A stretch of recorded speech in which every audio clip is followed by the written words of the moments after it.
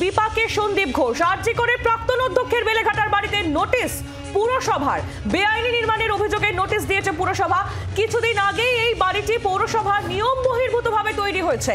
DG building এর কাছে এই অভিযোগ আসে, আর এবার সেই অভিযোগের ভিত্তিতে পুরসভা নোটিশ দিল সন্দীপ ঘোষের বাড়িতে।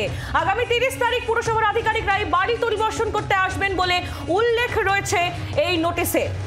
আরো বিপাকে সন্দীপ ঘোষ। আরজি করে প্রাক্তন অধ্যক্ষের বেলেঘাটার বাড়িতে নোটিশ পুরসভার। বেআইনি নির্মাণের অভিযোগে নোটিশ পুরসভার।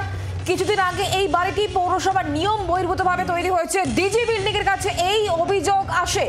এবার সেই অভিযোগের ভিত্তিতে পুরসভার নোটিশ দিল সন্দীপের বাড়িতে। আগামী 30 তারিখ পুরসভার আধিকারিকেরা এই বাড়ি পরিদর্শন করতে আসবেন, এমনটাই নোটিশে উল্লেখ করা হয়েছে। আরজি করে প্রাক্তন অধ্যক্ষ সন্দীপ ঘোষ তিনি আরো বিপাকে, কারণ তার বেলেঘাটার বাড়িতে পুরসভার তরফ থেকে নোটিশ।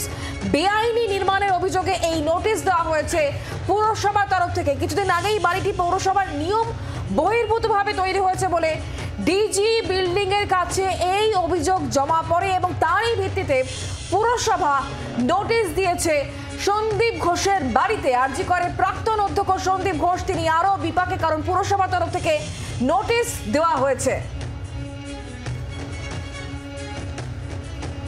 আগামী 30 তারিখ পুরসভার আধিকারিকরা এই বাড়ি পরিদর্শনে আসবেন। এই নোটিশে তা উল্লেখ করা হয়েছে। বেআইনি নির্মাণের অভিযোগে নোটিশ পুরসভার।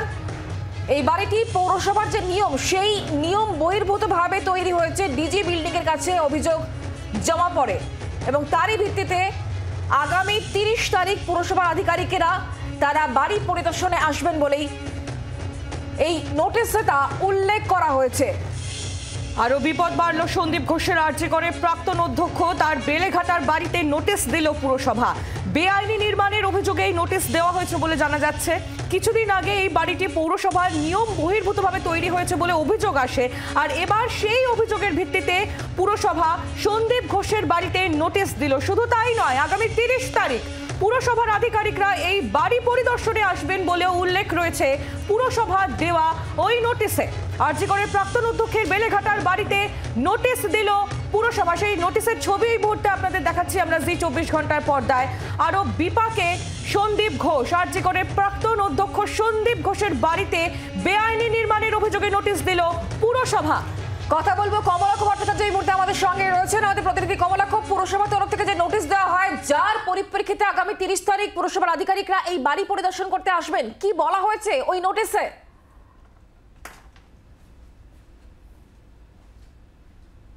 তোমাকে দেখাবো এই মুহূর্তে বেলেঘাটা রবীন্দ্র সরোবর সংলগ্ন এই যে বাড়ি, অর্থাৎ সন্দীপ ঘোষের যে নিজস্ব বাড়ি, বদন রায় লেন 83 নম্বর, এই বাড়িটিতে আজকে সকালে পুরসভার তরফ থেকে কিন্তু নোটিশ দেওয়া হয়।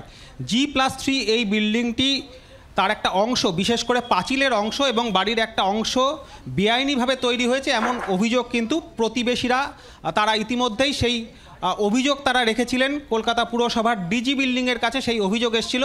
প্রতিবেশীরা যেটা জানাচ্ছেন যে এর আগেও 2021 সালেও কিন্তু প্রতিবেশীরা আপত্তি জানিয়েছিলেন, বিশেষ করে এই বাড়িটির যে পাঁচিলের অংশ রয়েছে সেই পাঁচিলের অংশ বেআইনিভাবে তৈরি হয়েছে এমন অভিযোগ তারা করছেন। এবং তার সঙ্গে সঙ্গে বাড়ির সামনে যে ম্যানহোল এবং বাড়িটি যেভাবে তৈরি করা হয়েছে বাড়ির সামনে, সেই অংশ নিয়েও কিন্তু এলাকার মানুষের অভিযোগ রয়েছে যে সামান্য বৃষ্টিতে এলাকা সম্পূর্ণভাবে জলমগ্ন হয়ে যায়, যেহেতু এই ফ্লোরটি এমনভাবে তৈরি হয়েছে ঢালু করে। সেই কারণে কিন্তু তাদের অভিযোগ ছিল। 2021 সাল থেকে সেই অভিযোগ ছিল। সেই অভিযোগের পর কিন্তু নতুন করে, অর্থাৎ আরজিকর ঘটনার পর প্রতিবেশীরা ফের নতুন করে কলকাতা পুরসভার কাছে তারা সেই অভিযোগ জানান যে বাড়িটির G+3 অংশের একটা অংশ বেআইনি ভাবে তৈরি রয়েছে। এবং তারপর পুরসভার তরফ থেকে এই নোটিশ, যে নোটিশে স্পষ্টতই বলা হচ্ছে যে আগামী 30 তারিখ সকাল 11টা থেকে বিকেল 5টার মধ্যে কলকাতা পুরসভার 2 জন আধিকারিক, বিল্ডিং ডিপার্টমেন্টের 2 জন আধিকারিক তারা বাড়িটি খতিয়ে দেখতে, অর্থাৎ বেআইনি অংশ খতিয়ে দেখতে তারা তদন্তে আসবেন। সেই নোটিশ কিন্তু ইতিমধ্যেই দেওয়া হয়েছে। সঙ্গে থাকো আমাদের, তোমার কাছে ফিরছে একটা ছোট্ট বিরতির সময় হয়েছে। বিরতির পর ফিরে আসছে খবর নিয়ে, দেখতে থাকুন জি 24 ঘন্টা। বাংলার আওয়াজ, বাঙালির আবেগ, জি 24 ঘন্টা।